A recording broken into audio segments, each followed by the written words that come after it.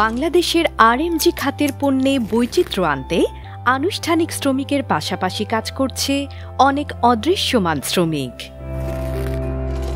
আমাদের গার্মেন্টস শিল্পে নীরবে অবদান রাখছে এসব কর্মীরা। এরা হোম বেসড আরএমজি ওয়ার্কার, যারা নিজেদের বাড়িতে বসে অথবা ছোট ছোট অপ্রাতিষ্ঠানিক কারখানায় গিয়ে আরএমজির সাপ্লাই চেইনের গুরুত্বপূর্ণ অংশে কাজ করে। ফেন্সি তাদেরই একজন। আমার বাচ্চা আছে, বাচ্চাকে পড়াশোনা করাই, সংসার সামলাই, তার পাশাপাশি এই কাজগুলো করে থাকি।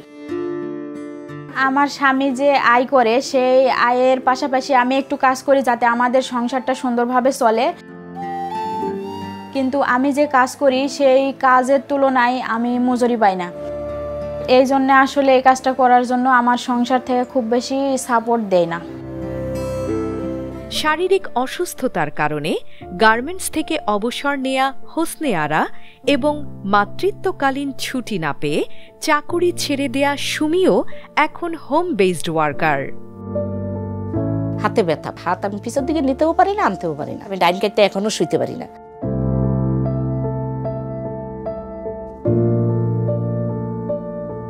মাতৃত্বকালীন ছুটির দরকার ছিল আমার, কিন্তু ওনারা আমার ছুটি দিচ্ছিল না। চাপে পড়ে চাকরি ছাড়ার পরে আর চাকরিটা নেওয়া হয় না। তখন আমার সংসারের চাপটা নেওয়া খুবই ক্রিটিক্যাল হয়েছে। আমি তো একটা গার্মেন্টসে যাই কর্ম করতে পারতাছি না। রানী আপা শুনলাম মানুষের কাছ থেকে সোয়েটারের কাজ আনি, উনি কাজ আসলে ডাক দেয়। প্রথম যখন এই কাজটা করি 10 টাকার কাজ করতে আমার কষ্ট হয়ে গেছে। আমি যে গার্মেন্টসে চাকরি করছি, যে পরিশ্রমটা করছি, এখানে তার চেয়ে অনেক পরিশ্রম করেও আমি টাকাটা পাই না। 180 টাকার কাজের জন্য বসেই থাকি। এতটা সময় এক জায়গায় তাকায় থাকা, এক জায়গায় বসে কাজ করা, এটা অনেক কষ্ট। কিন্তু কষ্ট হইলেও কি করব, বাইরে তো যাইতে পারতাছি না, এখানে বসেই করি যতই কষ্ট।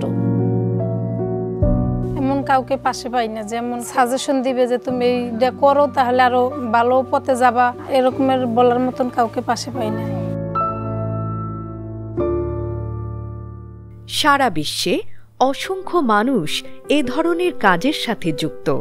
শুধুমাত্র দক্ষিণ এশিয়ায় 5 কোটি ও বাংলাদেশে 32 লাখ হোম বেসড ওয়ার্কার রয়েছে। বাংলাদেশ লেবার ফাউন্ডেশন BLF এর এক সমীক্ষায় দেখা গেছে, সাভার, আশুলিয়া ও গাজীপুর এলাকায় অসংখ্য হোম বেসড আরএমজি কর্মী রয়েছেন, যাদের মধ্যে 93% নারী। আমি যা কাজ নিয়ে আসি, আইন আমার এলাকার ওয়ার্কার আছে 200-400 টাকার মাধ্যম দিয়ে আমি করে। গর্ভবতী মহিলারা আমার কাছে কাজ করে, জাগারে বয়স হয়ে গেছে তারাও আমার কাছে কাজ করে। আবার যাদের ছোট বাবু তাদেরও চাকরি করতে পারে না, তারাও আমার কাছে কাজ করে। কেউ বাসায় লিজা করে কাজ, কেউ এখানে বসে করে। যে কাজটা আগে 20 টাকা করছে এখন রেট দেয় 6-7 টাকা। বলে কি বিদেশে রেট কম।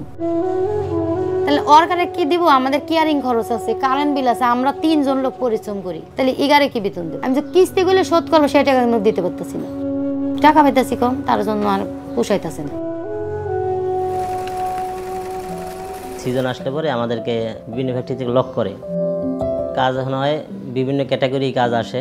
আমরাও যেরকম আর কি দর কষাকষি করে রেটটা আনি, আমাদের ওয়ার্কার আবার আমাদের সাথে এরকম দর কষাকষি করে। টিফিন ভেন্ডিংয়ের যে প্রসেসটা আমাদের ভিতরেও করা হয়, প্লাস মহিলারা নিয়ে বাসায় গিয়ে আর কি এই মালটা করে তার শেষে আমরা একটা এমন হিসাব করি যে আপনাদের বিল নিয়ে যান।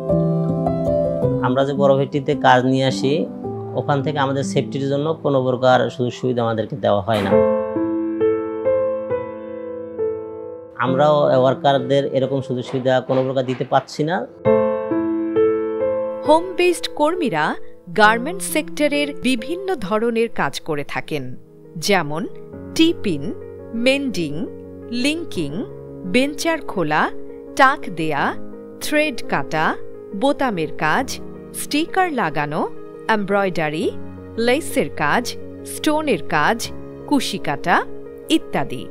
এসব কাজের সাথে জড়িত অধিকাংশ মানুষই মৌসুম ভিত্তিক কাজ পেয়ে থাকেন, অর্থাৎ সারা বছর নিয়মিত কাজ থাকে না।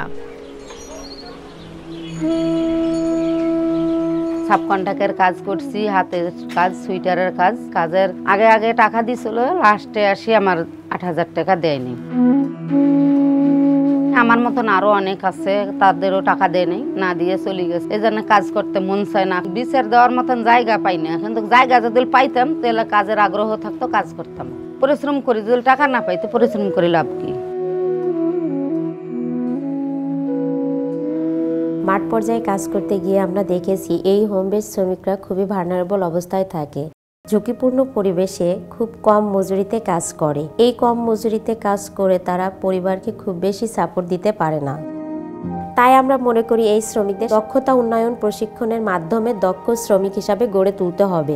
আমরা চাই তাদের শ্রমিক হিসাবে স্বীকৃতি এবং তাদের ন্যায্য মজুরি নিশ্চিত হোক। যে সকল কর্মীরা কাজ করেন, যাদের কাজ দেশের বাইরে যায় এবং বিদেশ থেকে একটা বৈদেশিক মুদ্রা আমাদের দেশে আসে, সামাজিক, অর্থনৈতিক এবং রাষ্ট্রীয়ভাবে তারা অনেক অবহেলার সম্মুখীন হয়। সরকারি যে সোশ্যাল সেফটি নেটসগুলো আছেন, যেগুলো আমাদের ফর্মাল ওয়ার্কাররা অ্যাক্সেস করতে পারে, ওনারা এই জিনিসগুলো অ্যাক্সেস করতে পারেন না। আমি মনে করি বাংলাদেশ সরকার সহ এবং আন্তর্জাতিক সম্প্রদায় যারা আছে, তাদের পলিসি লেভেল থেকে শুরু করে বিভিন্ন পর্যায়ে হোম বেসড গার্মেন্টস ওয়ার্কারদের অধিকার নিশ্চিত করার জন্য অনেক জায়গা রয়েছে।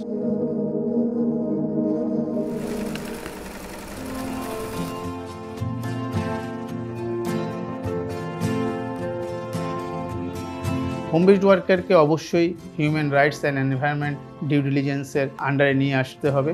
বাংলাদেশ সরকার অতি সম্প্রতি সমাজ সংশোধনের উদ্যোগ গ্রহণ করেছে। সেখানে যদি হোম বেসড শ্রমিকদেরকে অন্তর্ভুক্ত করা হয় তাহলে তাদের আইনি স্বীকৃতি এনশিওর হবে। হোম বেসড ওয়ার্কাররা অসচেতন, তাদের স্কিলে গ্যাপ রয়েছে, তারা সামাজিক সুরক্ষা বলয়ের বাইরে রয়েছে। সরকার, বিভিন্ন উন্নয়ন সহযোগী সংস্থা এবং অন্যান্য স্টেক হোল্ডার্স একসাথে সমন্বিতভাবে কাজ করা উচিত। সকলের সম্মিলিত প্রচেষ্টার মাধ্যমেই এই হোম বেসড ওয়ার্কারদের অধিকার নিশ্চিত হবে।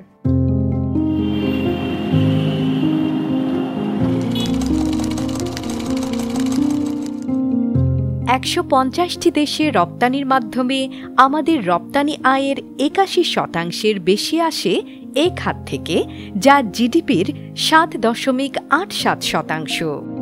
এ বৃহৎ খাতে জড়িত হোম বেসড আরএমজি কর্মীদের স্বীকৃতি, সামাজিক সুরক্ষা, নিরাপত্তা ও আইনি কাঠামোয় অন্তর্ভুক্তিতে প্রয়োজন কার্যকরী উদ্যোগ।